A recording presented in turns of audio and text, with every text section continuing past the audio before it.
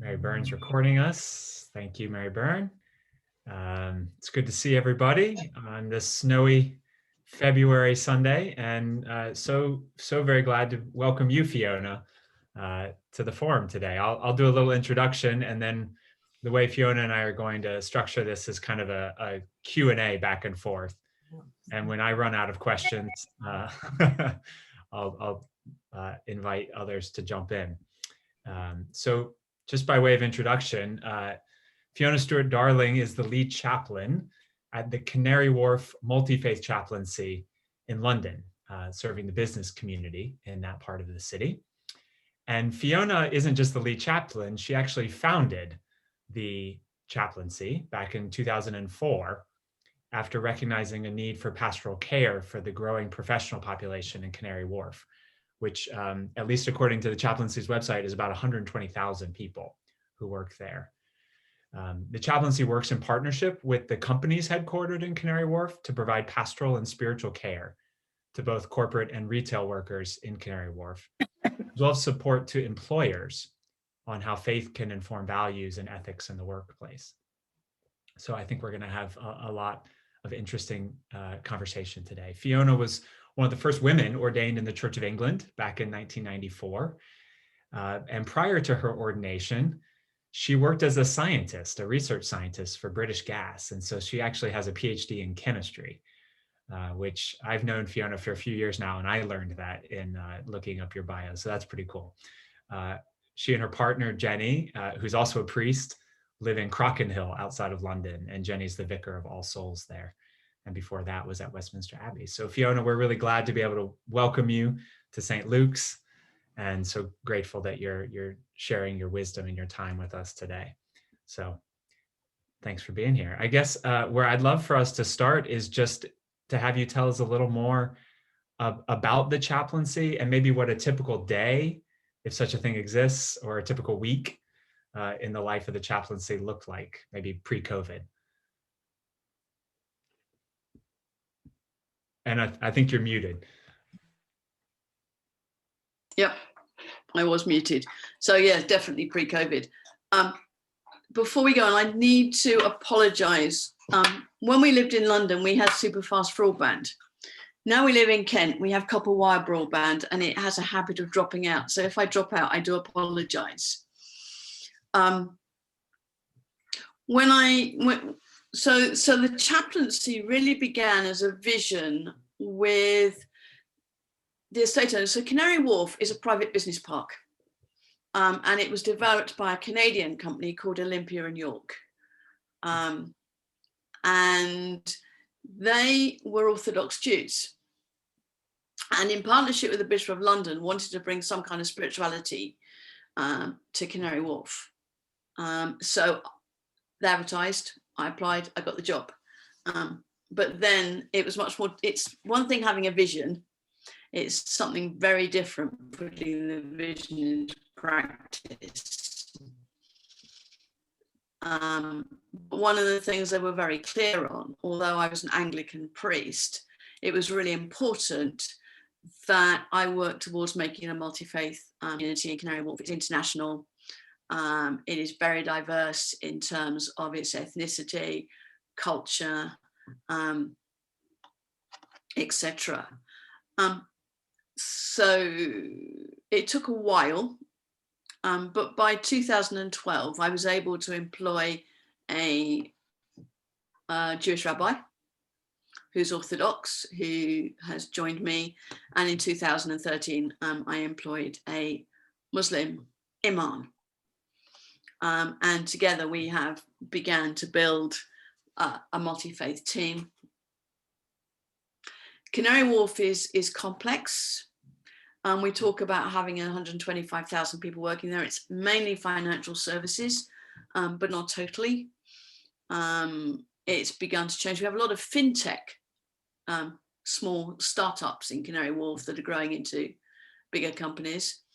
We have over 350 retail outlets. So that's shops, cafes, restaurants, etc.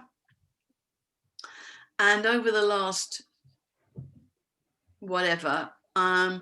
the estate has continued to grow. And so we've also had construction workers on the estate as well. I think currently there's about 1,600, and they've worked all the way through COVID. So we are very varied. We have a specialized team who work with the retail workers. And I have a lead chaplain who leads on that, and she has 2 sessional chaplains. So she's a Christian, the sessional chaplains are Muslim. We wanted to increase the Muslim chaplaincy to the office workers because my Muslim chaplain currently does 6 days a month. And we have really struggled to find any Muslims who can hit the ground running and do chaplaincy, really, particularly in our setting. And so very excitingly, last Monday, we took on a trainee Muslim chaplain, a young woman who is incredibly keen, incredibly enthusiastic. And I'm having to teach her that chaplaincy, a lot of chaplaincy is about being and not about achieving. So at the end of the day, she doesn't have to give a great long list of the things she's done. At the end of the day, I want to know she's had a good day and what she's seen and what she's done. Now that's complicated because to train a chaplain, you actually need to be on the ground, and she can't be currently.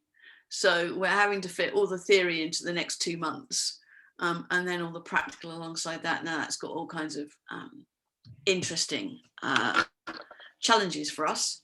Oh, and the other person we've got who's very key, and I couldn't survive without, we actually have 2-day admin support, who's our office manager and runs my diary to make sure that I don't double book things.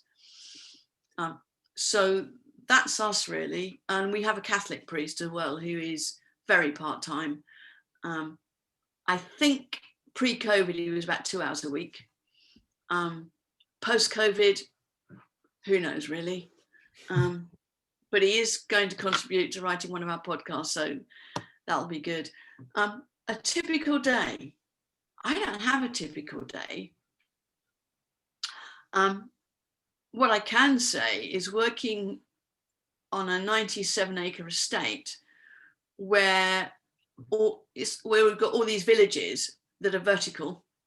So HSBC's headquarters will have about 10,000 people in it.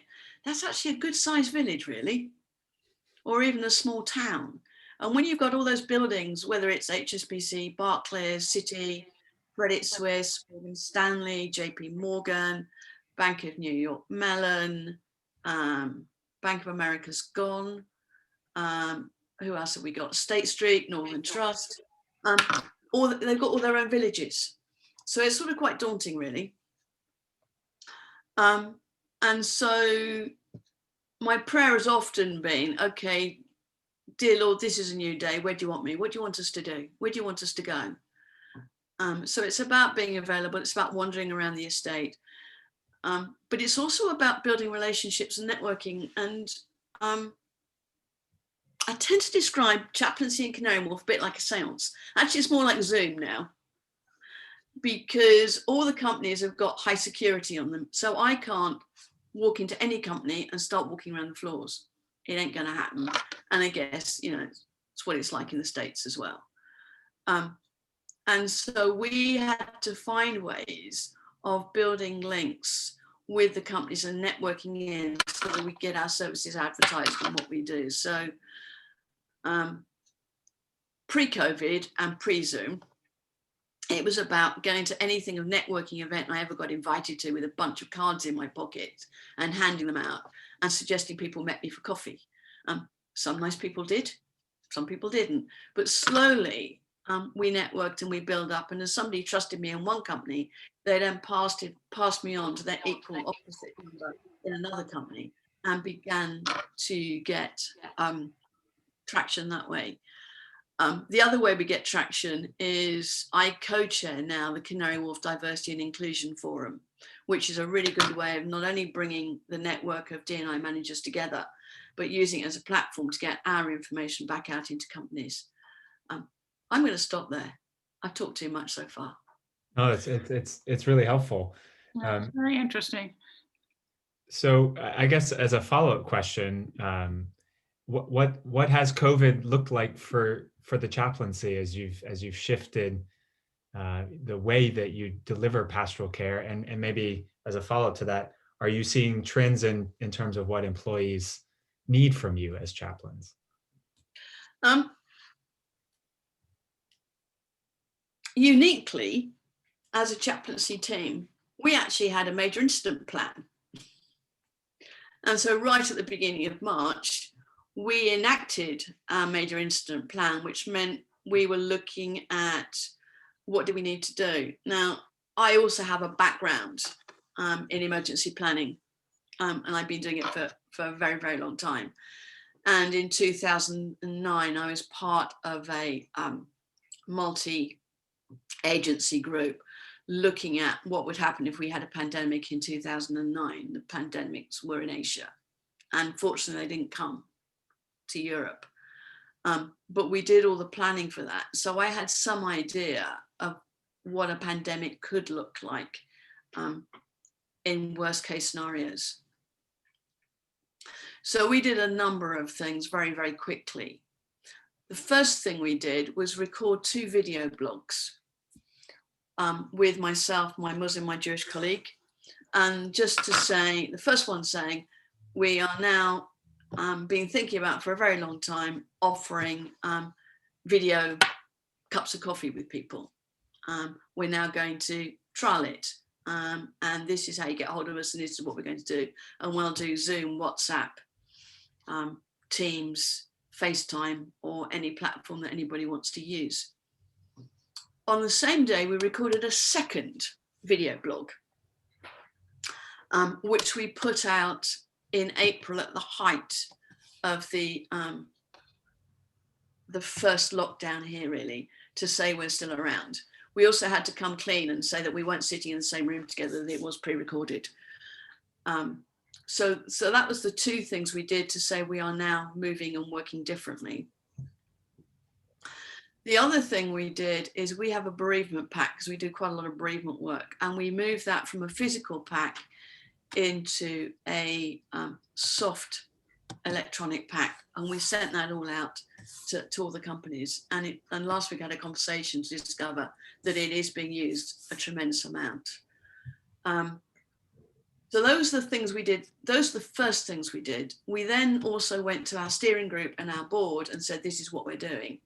And how can you help us to make sure that we're getting the information into your companies alongside all your wellbeing staff, your counsellors, your employee assistance programs, occupational health and everything else, and newsletters. So how can we work in partnership to keep these going?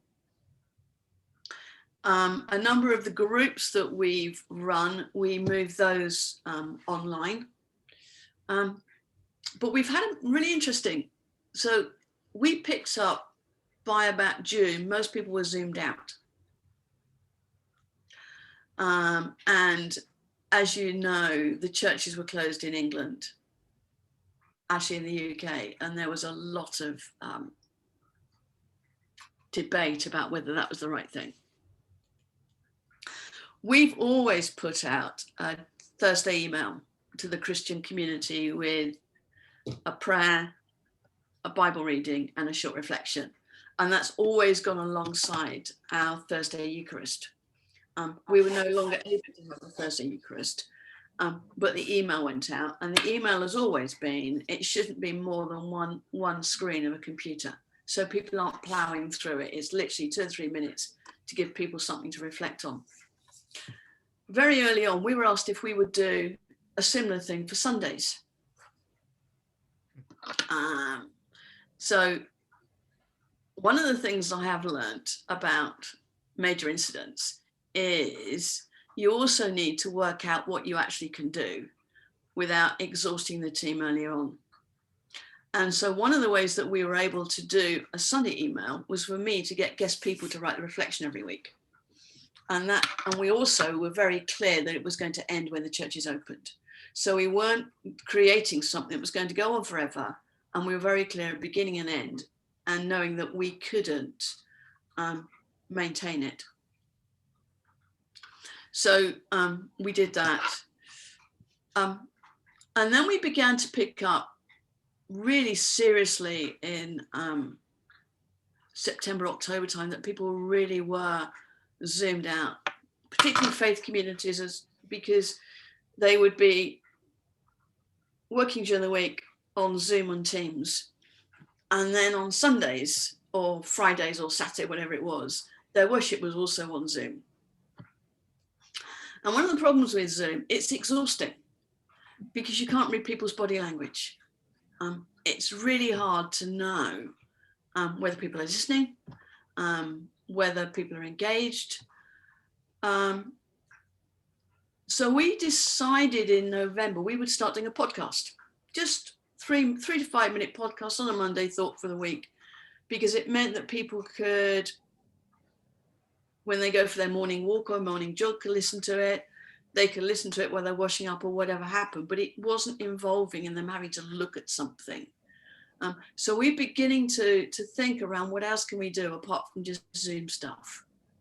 And the great thing about doing podcasts and stuff, they can all be done in advance and we can send them out. So we're sort of doing a mixture, and I don't know what it's like in the States, but here we're in our third lockdown and it feels very, very different. And people who are really resilient and robust are struggling and needing to find ways to engage. And they're exhausted. Everybody is exhausted.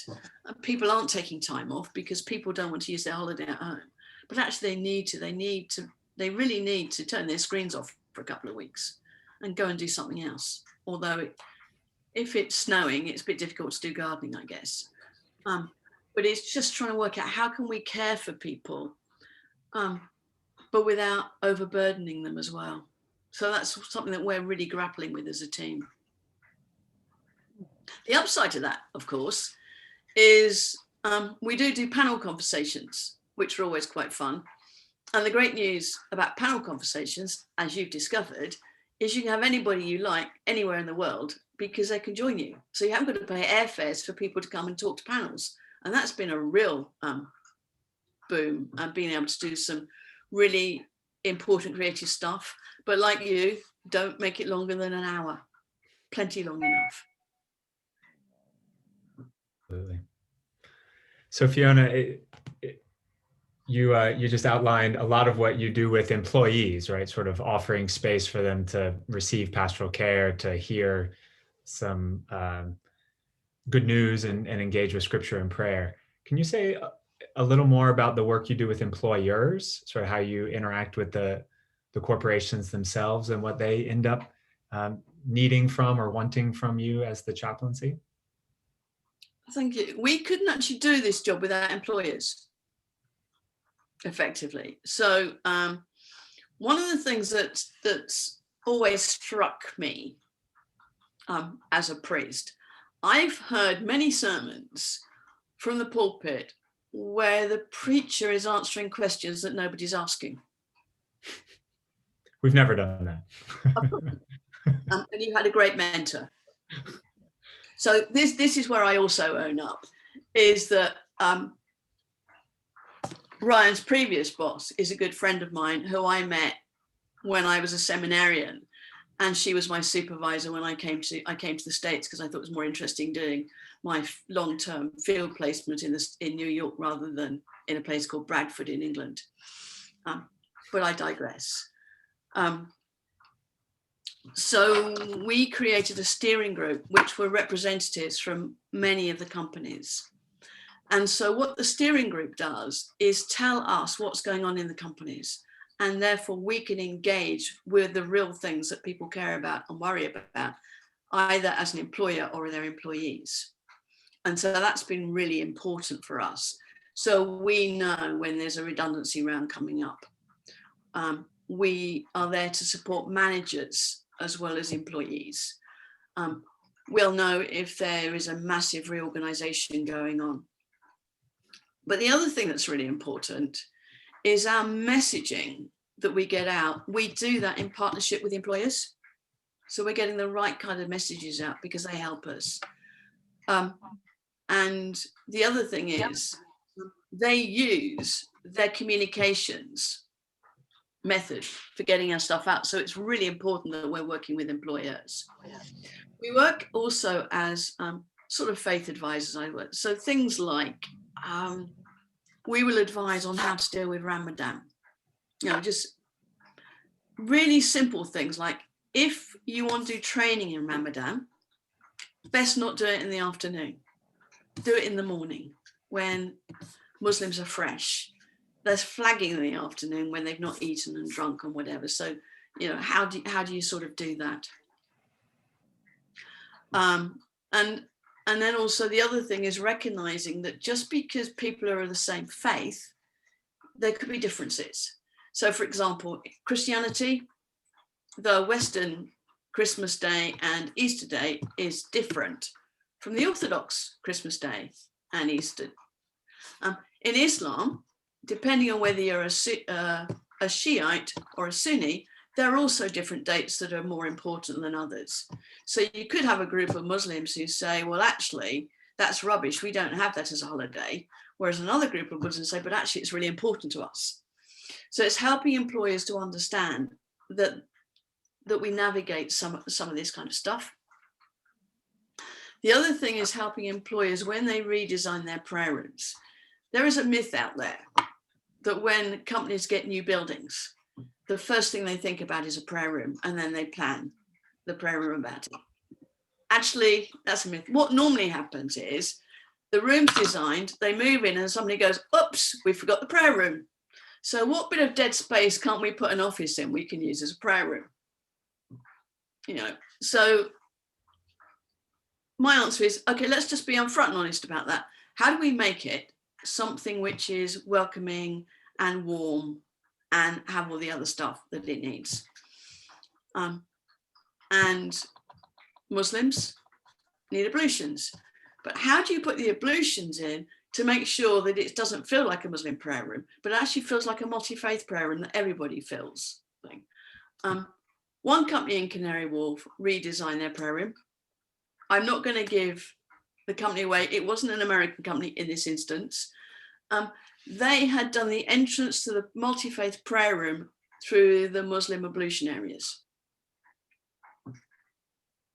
At which point I said they'd talk to me first. They wouldn't have made that mistake. It was a very expensive mistake because then they had to redesign it. But it is about, and the other thing that's really happening in companies in the UK now is they've got their lots of informal faith networking groups, but they're really keen for those groups to start working together and learning from one another and sort of contributing to the business community. And so we're being used in helping employers to think through how they might do that. So if there's a panel conversation, what sort of things might they want to do? During the credit crunch, I had an email from Citi saying, we'd like to do in our diversity and inclusion week, we would like to do something on faith in the workplace. Do you know a bishop, an imam, and a rabbi? So I emailed back and I said, this sounds like a bit of a joke.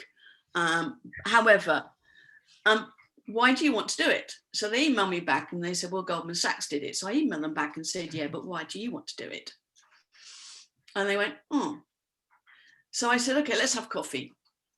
The long shot was, I said, do you really want a bishop, a rabbi, and imam coming in to your auditorium with 200 people there telling them exactly what they think of bankers?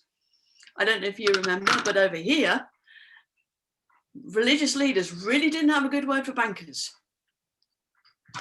So what we did, which was much more effective, we got a senior MD who was a Muslim, a Christian, and a Jew. We had ground rules, and they talked about how they could work as people of faith with integrity in financial services, given all that was going on during the credit crunch. Much more effective. We had the auditorium packed out. And so that's the kind of thing I do, is trying to head people off at the pass from doing something which they think sounds really good and really creative, that probably could be disastrous, to doing something that really is good and creative and embracing. That's great. I'd love to hear a little more about that conversation and what advice you might give people of faith who are looking to better integrate faith into their lives as bankers or people in finance. I mean, I just think I always say you have, Christian faith really is about living it out and then opening your mouth. And what I mean by that is we often get youngsters who are recent graduates coming into the workplace who are real keenies. And you sort of say to them, so what does it mean to be a Christian at work? So they'll say, well, I can tell people about Jesus on the next desk. And I go, They go, well, maybe I could take you to a Bible study. And I go, can I take them to church? At this point, they look perplexed and totally flummoxed. And then they normally have the grace to say to me, so what do you think then? So I said, well, what does our faith tell us about good behavior in the workplace? What does it tell us about relationships? How to be a good team player? How to be a good manager? What does it tell us about the quality of our work or our ethical behavior and decision making? That's what faith in the workplace looks like. And it doesn't matter whether you're a Christian or Jew or a Muslim, because actually we're looking at the same characteristics. And what does it mean to serve God and serve God well in terms of those people we're working with and our clients and our customers? And that's for me is what does it mean? And sometimes someone might say to a Christian, so what did you do at the weekend? And you say, well, I went to church. And they said, did you see the football game? Well, that's the signal to shut up. Don't tell them about church. Or they might say, oh, I didn't know you're a God botherer. So how long have you been going to church then? The conversation goes, and then they'll say, and did you see the football? End of conversation. So we need to be sensitive. We can talk about our faith. We can talk about how Jesus motivates us. But as a response to people asking, in a response to the way we actually live our lives out in the workplace, it's St. James says, faith without works is dead. Well, absolutely. Unless you're living out your faith, you don't actually have permission to talk about Jesus. I'm quite clear on that. It's tough, but I think it's right. Partly because there's nothing worse than people shooting their mouths off, telling everybody what Jesus is and Jesus does. And they're late, their work's shoddy, and they're rude to people. It doesn't work really. So it's actually, what is it about our faith when we read the Gospels together? When we're meditating on the Psalms, what is it that says actually this is what it means to be a Christian and to behave well and to serve God? Thank you, Fiona. That'll preach. I wonder if other folks on the call have questions for Fiona. I've had my turn. I see Gloria and then maybe Judy. Yes, I'm curious. Canary Wharf, as I remember it, was mainly commercial. Are there any just residential buildings within Canary Wharf? Funny you should say that.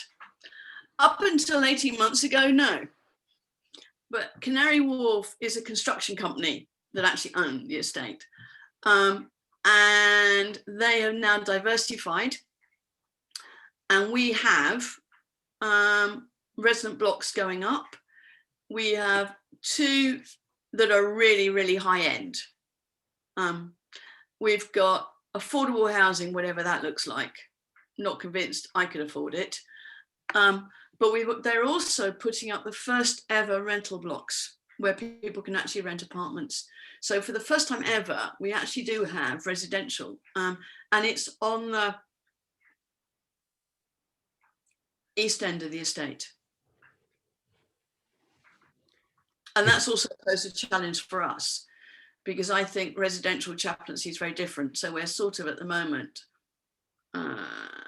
suggesting that we put out packs so people know where the local mosques and synagogues and churches are. That was going to be a follow-up question I was going to ask was, is there a parish in Canary Wharf or close by for those people who are moving in? Canary Wharf technically sprawls over 3 parishes. Okay. Judy, you were going to ask a question. Oh, you're muted. Is your prayer room open all the time so people can just come in? No, it's been closed during lockdown.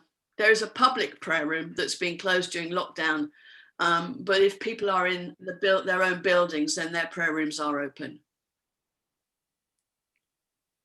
But pre-COVID and God willing post-COVID, it's open to the general public. Pre-COVID, the thing about Canary Wharf is it is a terrorist target. And it's got really, really high security.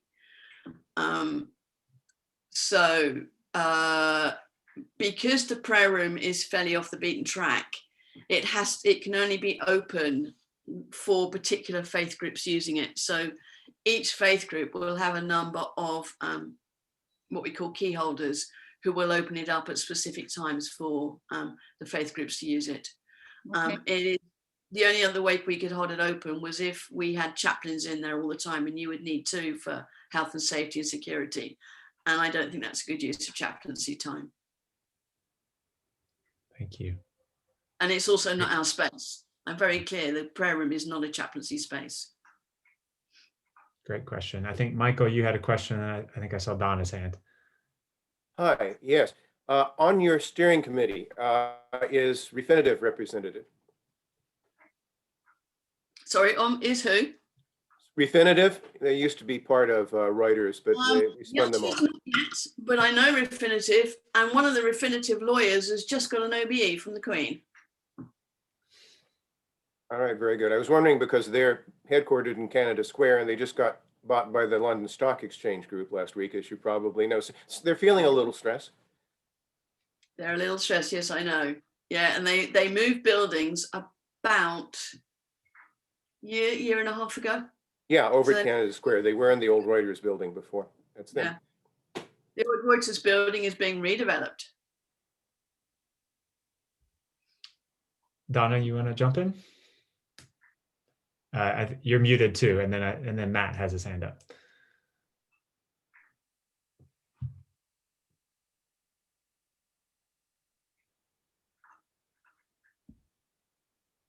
There we go. Okay. You mentioned bereavement as one of the groups that are functioning with help from you. What other areas of interest or topics are you focused on? So we're focused on ethics. Okay. I work with a cross-company group looking at conduct and culture. And that came out of, there was a report, a G30 report, Banking Conduct and Culture, that came out about, I think it's 4 years ago, but it might be 6 years ago now. And I blagged myself onto the conference. And out of that came a group of people who we met together. And the group weren't necessarily people of faith. They were people who are interested in good conduct and culture in the workplace. And so we do one or two panel conversations together. So we've been doing a bit more during COVID. The last one we did was looking at how will COVID affect business ethics and business decisions. And we had a really interesting guy on the panel called Alex Edmers, who's professor at the London Business School, who's written a book called Grow the Pie. Really interesting book, looking at, rather than actually having a pie and chopping bits up and making people redundant, actually about making the pie bigger and what does that look like in terms of an ethical way of growing a company, but also building on relationships. And we're just about to do something, hopefully in the next couple of months, on the COP26 climate business conference, which is happening this year in Glasgow later on in the summer. And we're trying to get Mark Carney to come and talk to us. So we're trying to do stuff that gets people engaged and thinking, but it's based very much in ethics. And quite interesting. Go ahead. Often the people on the panel are people of faith, not always deliberately, but often that's how it works out, because people are passionate with something, often have a faith as well. Do you do anything on management or leadership? I think that's where how faith plays out in the business So- workplace. I've been working with a group for a number of years now called the Faith and Work Forum. And that's Christian business leaders who come together, and it's more of a support group, I think. And when they started, they were all probably middle management. They're all senior managers these days. And interesting, they meet together. It's under Chatham House rule of confidentiality. But we always have a topic. So at the moment, we're working through the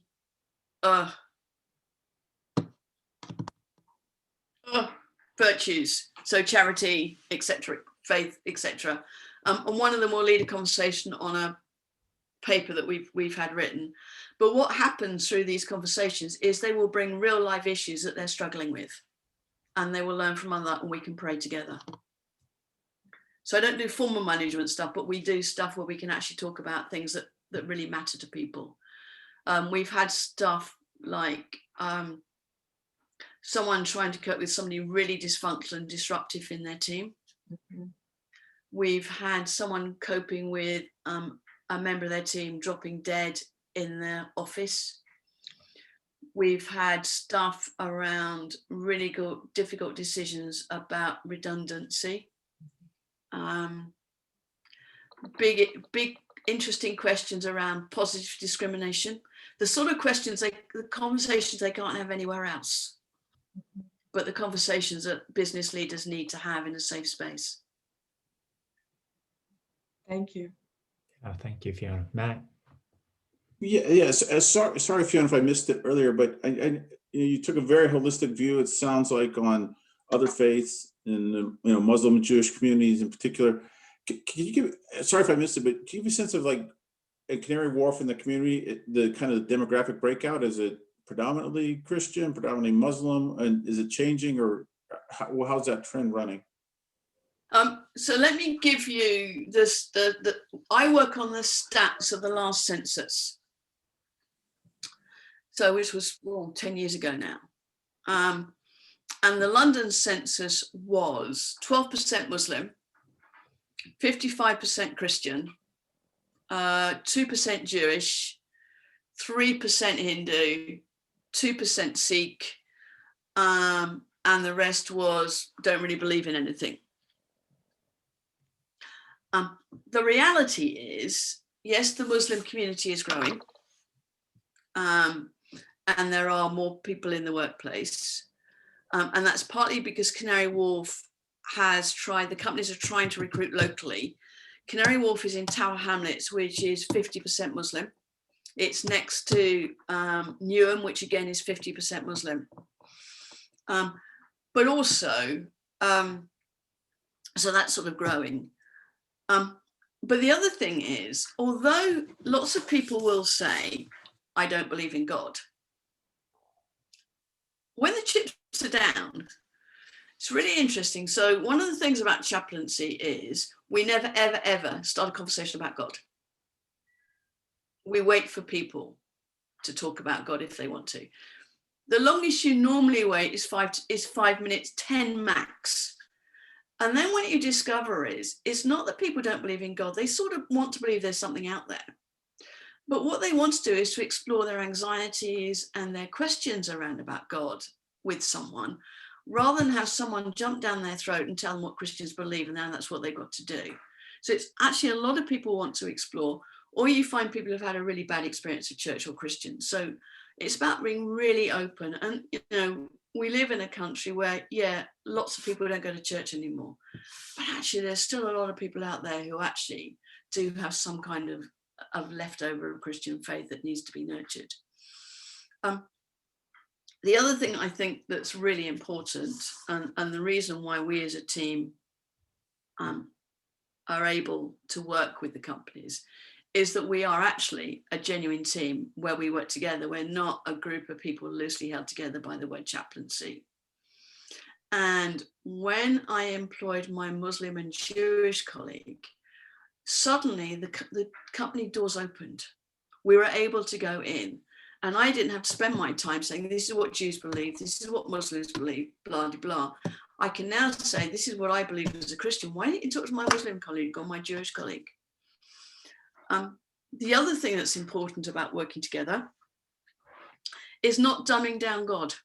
We don't have the common denominator of, oh, we believe in God. What we do is we are really clear about our differences and our integrity. So all my colleagues are experts and have integrity in their own faith. And we are honest and upfront. I am very clear Jesus is the Son of God. My Muslim colleague is very clear Jesus isn't the Son of God, but he is an important prophet. My Jewish colleague is very clear Jesus is nothing. And we work with that. The reason we can work together as a team is because our aims and objectives are the same. We're here to support the business community in the workplace, to help them serve God, and to get all the support and encouragement they need to be able to do that. And that's what holds us, that's the glue that holds us together. Sorry, Matt, was that what you were asking for? Or have I Yeah, no, missed the helpful question? context. Yeah, helpful context. Thank you. I think we may have time for one more question.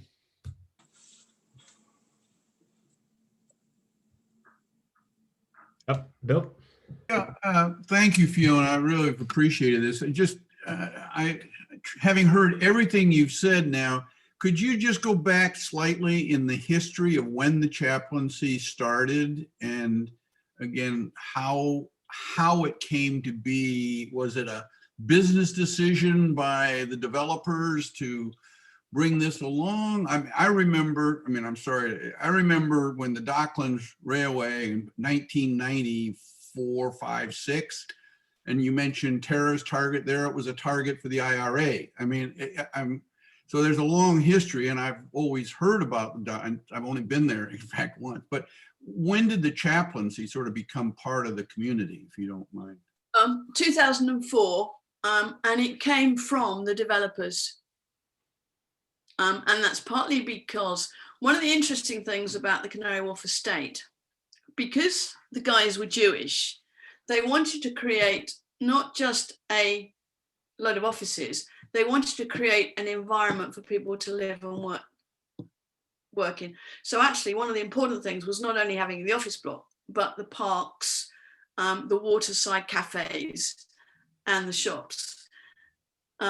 Interestingly, because they were Canadian, they did the Canadian model and put all the shops underground. So it's taken years for anybody to discover there's 350 shops. So we just don't get that kind of snow here where you sort of need to sort of do everything underground. So that was the vision, and that was partly the other thing they had. It was a big arts and event program to try and bring people into the wharf as well to experience the wharf. But they felt the big thing was missing was the sort of spirituality side. And the big question I used to get asked, I didn't get asked it very, very often these days because people know my answer. So the question I get asked is, where's your church? And so I flap my arms around and I go, here. And they go, but I can't see it. And I say, well, 125,000 people work here. In the last London census, over 50% are Christian. So we've got 75,000 Christians working here. That's the church. The real question they're asking is, wouldn't you want a building?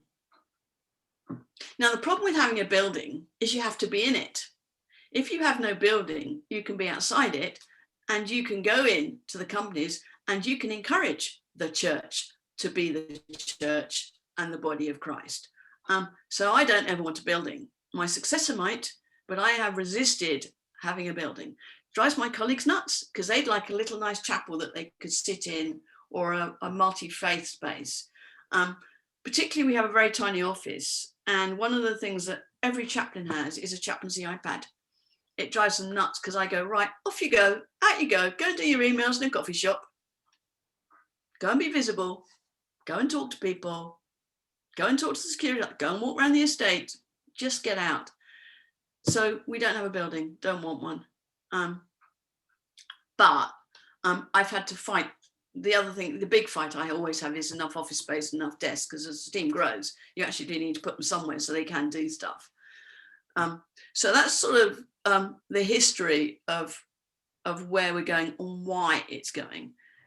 I think one of the interesting things was about 6 or 7 years ago, one of the clergy in the city said to me, "We're all surprised you're still here. We really thought you'd fail." Oh, that was nice. And that's partly because the way it was set up was the Canary Wharf said, we will give office space and IT support and all that kind of stuff. And the diocese said, we'll give housing and we'll give 3 years money. And then after that, the chaplains on their own. So it was doomed to failure because that was 2004 and we didn't become financed until 2014, fully financed. I won't bore you with the story. There's a long journey in there. But in 2004, the companies all said, look, this is ridiculous. You coming around to us with a hat saying you can have some money. We pay a service charge. Chaplaincy should be paid as part of the service charge. So we now get a grant from the service charge, which pays the salary. So I haven't got to spend all my time fundraising. But that took a really, really long time and a lot of hard work to get to that point. And we are still here. And we hope, even with COVID and everything else, we will still have the funding to keep going forward.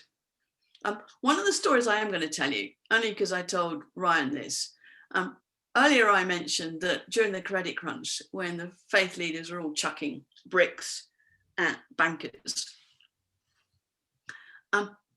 basically I spent my life on email and on the phone talking to bankers at the cost of people thinking I'd sold out.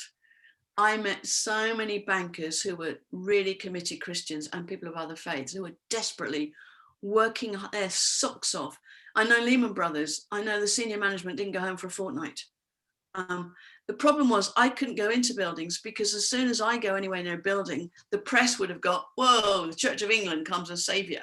And I couldn't do that, but I could do a lot of work behind the scenes. And I do a lot of work in Canary Wharf, talking to people on the phone, phoning them up, emailing them behind the scenes, because actually that's how you support people. And that was the right thing to do. So I actually love bankers. So if any of you are bankers or work with financial services, you're my kind of people. Well, Fiona, this has been really wonderful, and I appreciate your time and your wisdom and the work you're doing. And I wish there were more Canary Wharfs in the world, more places where companies would partner together to create intentional space for faith at work. So thank you for your work. Know that we'll pray for you, and hopefully you'll come visit us in Darien one of these days. Oh, I plan to. Thank you. It was wonderful. Be well, everyone. Hope you endure the snow and have some fun in it too. Take care. God bless. Bye. Bye. Great to see you, Fiona. Thank you. Thanks, Ryan. Bye. Talk soon.